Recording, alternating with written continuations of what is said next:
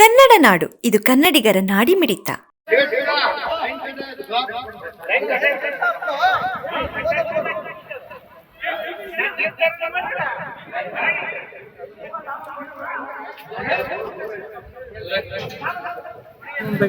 ನೋಡ್ರಿ ಊಟ ಕೂಡ ಕೊಟ್ಟಿಲ್ಲ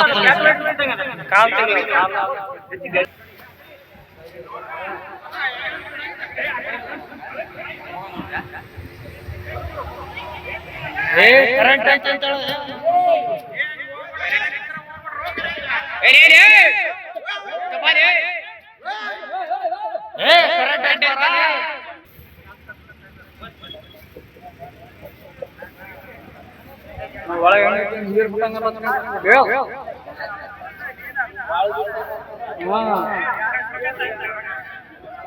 ಐರಿಂಜಿನಿಗೆ ಫೋನ್ ಮಾಡಿ ಬರಕತ್ತೀವಿ ಅಂತ ಬರ್ತಿನ್ನ ಬಂದಿಲ್ಲ.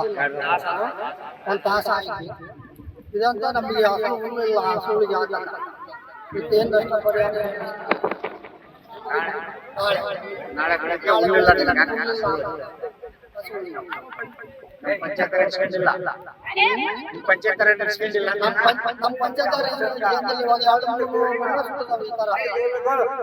ಬಳ್ಳಾರಿ ಜಿಲ್ಲಾ ಕಂಪ್ಲಿ ತಾಲೂಕು ಹೊಸನಹಳ್ಳಿ ಗ್ರಾಮದಲ್ಲಿ ಆಗಿರ್ತಕ್ಕಂಥ ಘಟನೆ ಇದು.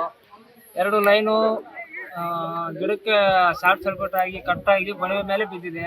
ಬಣವೆ ಮೇಲೆ ಬಿದ್ದು ಬೆಂಕಿ ಹತ್ತಿಕೊಂಡಿರುವ ಕಾರಣ ಈ ವಿಡಿಯೋವನ್ನು ತೆಗಿತಾ ಇದ್ದೇನೆ. ಈ ವಿಡಿಯೋ ಮಾಡಲು ಕಾರಣ ಏನಂದರೆ, ಈ ಬಣವೆ ಒಂದು ಬಂದ್ಬಿಟ್ಟು ಸ್ವಾಮಿ ಅಂತ ಹೇಳಿ, ಆ ಕಡೆ ಒಂದು ಬಣವೆ ಬಂದ್ಬಿಟ್ಟು ಹುಡುಗಪ್ಪ ಅವರು ಅಂತ ಹೇಳಿ, ಇಬ್ಬರು ಬಡವರು ಇದ್ದಾರೆ. ಅವರು ಇಬ್ಬರು ಬಣವೆ ಇವಾಗ ನಷ್ಟಕ್ಕೆ ಈಡಾಗಿದೆ.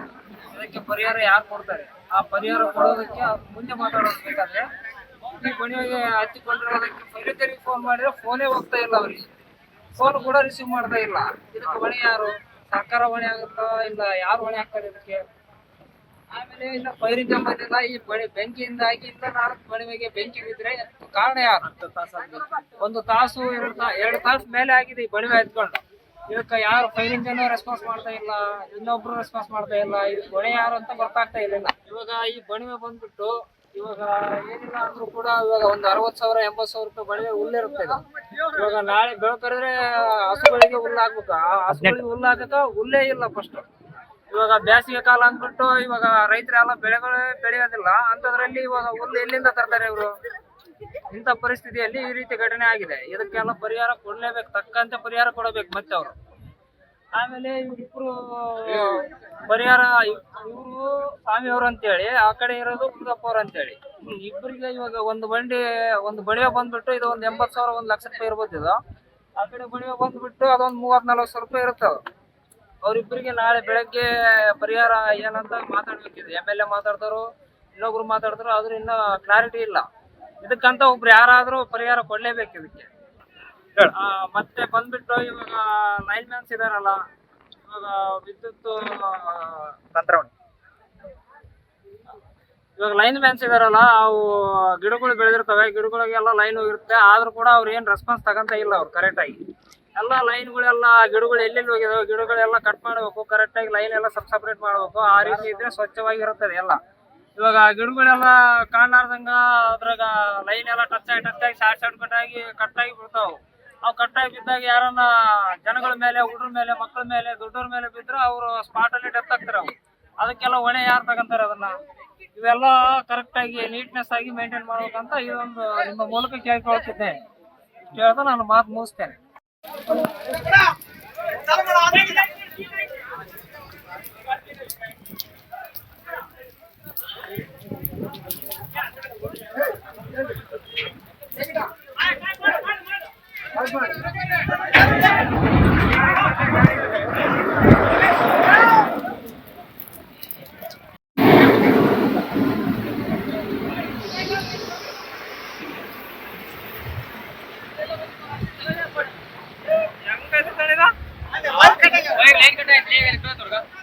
ಲೈನ್ ಕಟ್ ಆಯ್ತು.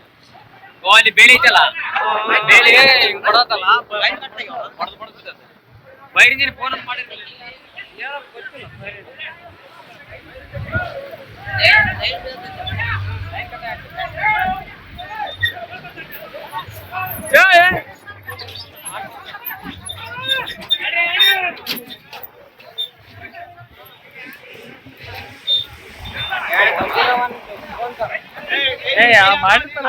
ಯಾರು ಮಾಡಿಲ್ಲ